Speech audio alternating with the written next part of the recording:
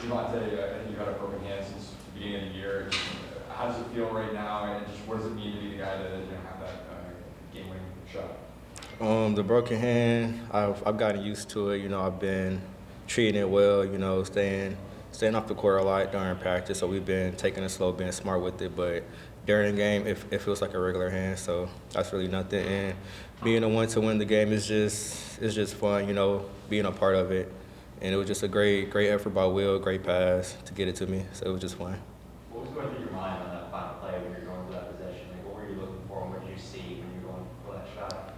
I wanted to get a quick shot just so if I did miss, we could get the rebound. But just score mentality, like we had to score to win. Just wanted to score. Javante, how sweet is it? I mean, the arena was rocking. How sweet is it to hear just that silence? It's great. It's great. It's good to get one here while they got one at BG. How was it coming off the bench today, first time this season, I believe? What was different in that for you? Did that take some weight off your shoulders for this? No, really, just encouraging my team while being on the bench. Braylon, he's a great player, so the game would have went the exact same way if he would have been in. But just locking in more, and encouraging my team. You guys were big underdogs, down 3 starters with Trey out.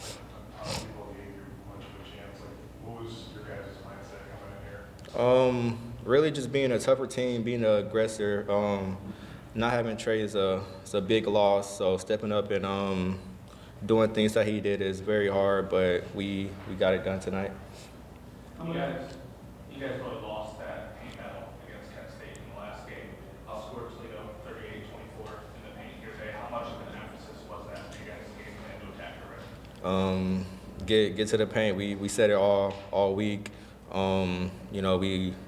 struggled in the paint a lot this year, so we've been working on it a lot. So just getting there and getting to score 38 points in that second half is great. It's hard to tell, but like how limited are you with the hand? How much? I guess if you could put a percent on it. Like, Honestly, during the game, it feels the same as my left hand. What about right now? No, it's good. Don't feel it. Derek, you had 18 in that first half. Just what were you seeing out there? How do you think you had that half? The first half, I was just focused on playing hard, let the game come to me. I know we was short-handed this game, so I just really wanted to play hard and just try to win, just try to overall win. That was my mindset in the first half. Do you feel like there was a bigger emphasis on you scoring with Trey Thomas out now? I mean, yeah, Trey, he was a really big piece for us, and I'm just, being aggressive, being confident, and just really want to win games, and it really translated today on just my impact of scoring. Your guys' zone defense really bothered Toledo a lot tonight. Did you notice the players getting kind of frustrated at all on the court? I mean, we really been practicing on just the little things like communicating in our zone. I feel like it's very effective. I feel like we are very confident in that aspect of the game, just overall communicating, and it showed today on defense. What does this game do for your confidence for the rest of the season? And not only for me and my confidence, for my teammates, my coaches, our coaching staff, we really is a team that really been through a lot of adversity, injury, sickness, and a lot of other things that just bothered us along the year. So it's really a good thing, good win for us to have momentum going forward.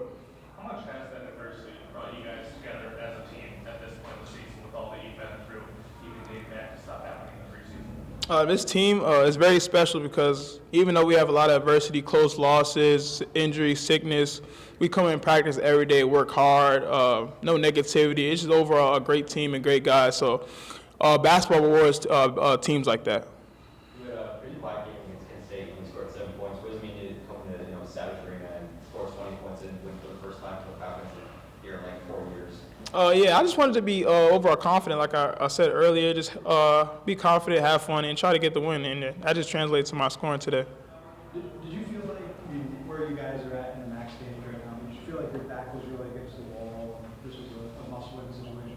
I mean, I've been in this is not my first year in the MAC, it's my second year in the MAC, and it just comes down to the wire. I mean, last year it really came to the wire. First seed losing to AC, so it doesn't really matter. Just take it game by game and just focus on the next game. What is it like to have just silence there at the end when you're doing that in a road venue, dramatic way, in a rivalry It feels good. It's nothing. It's me personally as a player. I think winning on the road is better than winning at home because it's nothing better than roadkill. Just to see like the fans leaving upset and stuff like that. So it's a really good feeling, and it's just momentum for our teammates. When the fans are kind of getting rowdy, how do you tune that out? Just do your job. Me personally, I don't really hear anything in the arena while I'm playing. So I'm really just dialed in on what our coaches are saying, communicating to my teammates, and just focus on winning. Is it sweeter when it's Toledo's fans that are sad? Yeah, most definitely. Most definitely. Sure. Fun college basketball game, the rivalry games. I mean, this is what college basketball should be about, two good rivals, teams just absolutely playing their hearts out, competing and kind of blow by blow, and right down to the wire. I mean, it's with a fun crowd and all that. So, it was a great night for BG and really proud of our guys. The fight, I mean, they've done everything right, in face of adversity. I mean, we practiced 3-on-3, we practiced with managers, coaches playing. I mean, it's just a hard situation. Some guys are just games only and trying to do the best we can with what we have, and so, but the attitude and effort's been off the charts, the culture's been off the charts, and the work ethic, so it's good to see the guys rewarded for that. John, I know this is kind of cliche to say nobody gave us a chance, but in this case, you guys down your third starter, 7-man rotation on the road. Not a lot of people give you guys a chance. I mean, what does this say about you guys? Well, I mean, it says a lot about our guys, because I don't think in any part of our preparation was there any doubt. I think we believed in what the game plan was. We had some unique stuff that we were going to do. Believed in these guys. Some guys were just going to have to step up. Like, these two guys here, we knew what they're capable of, and they just carry a little extra load, and we believed that they could. But you're right. We're kind of back up against it. Things have gone. This has been the craziest thing I've ever been part of. I think we've had 9 of our scholarship guys have missed games now. Long-term injuries, crazy injuries, and so you go up against it and you say, hey, we're just going to keep fighting, and this group never quits. So it makes it extra special. You said you're practicing 3-on-3. We at one point during the year we got down to that, and some more guys come back, and then some more guys go out, and you're just trying to do the best you can. You can't say enough about these guys. Like Javante, he really hasn't been in live practice since January 6th, but he has to get his mental reps in and goes out there and has to run the show off of that. So it just shows the special preparation that they put in. What was the thought process when bringing Campbell on? I mean, one thing Derek has been doing a great job for us is giving us scoring punch off the bench, and we want to stagger some of these lineups, especially when you're shorthanded, make sure you have some scoring, So it was a little bit outside the box. But, Javante is such a team guy. He said, hey, well, let's roll with this. So that way we can stagger some of these substitution patterns and not go through those droughts, which have really hurt us in the middle of the first halves. So. Have all these injuries and the latest one, Trey, kind of had like a galvanizing effect with this team? The chemistry of this group is so good. I think they trust each other. They want, and guys want to step up. Guys believe in their preparation. They put a lot of time in the gym. So I think it's kind of a next man up mentality, and they want to show what they can do too. But I think you're right though. I think it galvanized. Like, hey, we believe there's probably not enough. I don't think you go over the 364 D1 schools that have had more injuries than us. And that's something that, hey, nobody cares. Work harder, and that's kind of been our mindset. What's going through your mind when you saw the final play, the final 15 seconds? What's your head at when you're seeing your team go for that space and seeing Javante Campbell hit that game-winning shot? You battle. This thing's going to come down to the end. We're working on special situations. We're doing all these things to prepare for it. These games are going to come down to the end. And the biggest thing for us it was we wanted our toughness to be on display. And that we showed up on the defensive end. It showed up in the rebounding. It showed up in the paint points.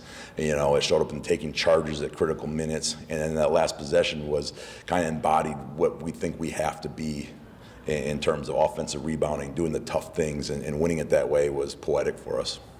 Is it extra sweet to win at Saturday?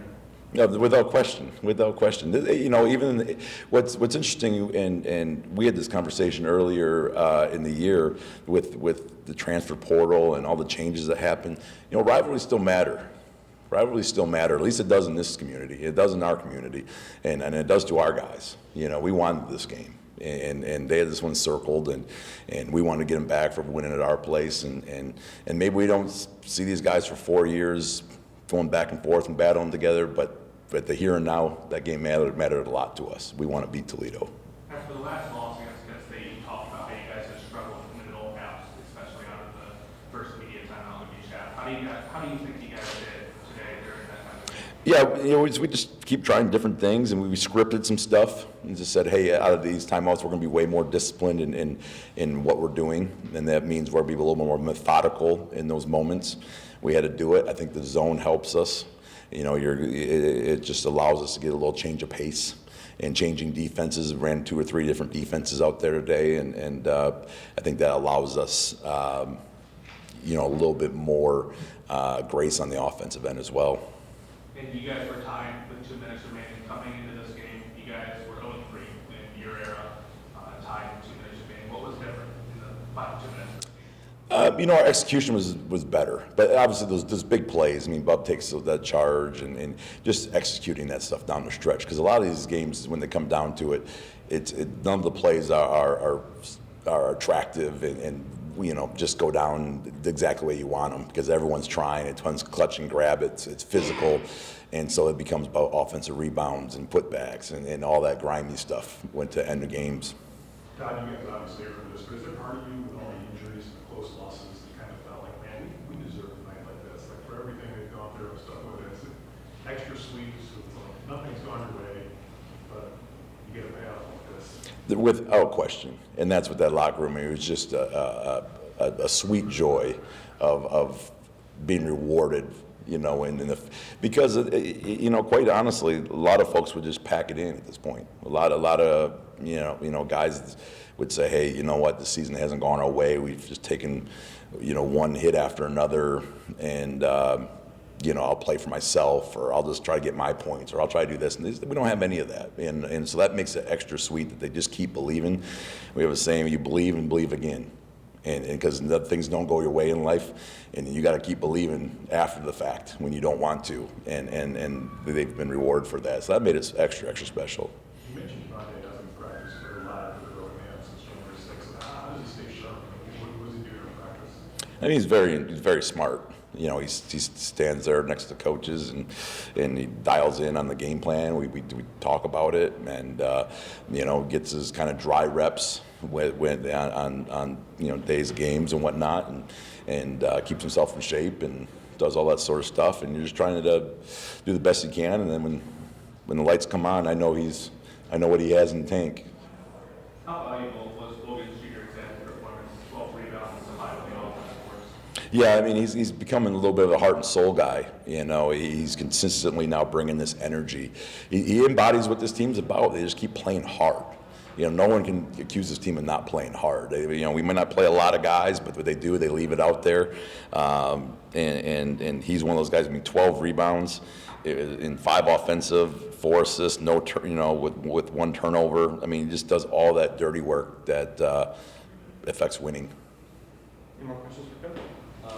One more thing. Nobody not noticed all the case, but John Humphrey passed 1,000 career points in his collegiate career. Just talk a little bit about him and like what that means for him. Yeah, absolutely love him. Absolutely love him. I mean, he's the guy that missed 3 months with a hernia, and he had every reason not to try to come back, and he came back, and he's just getting, you know, he's 7 defensive rebounds out of that position, and those charges, just a tough as nails competitor, vocal leader. You can't say enough about him.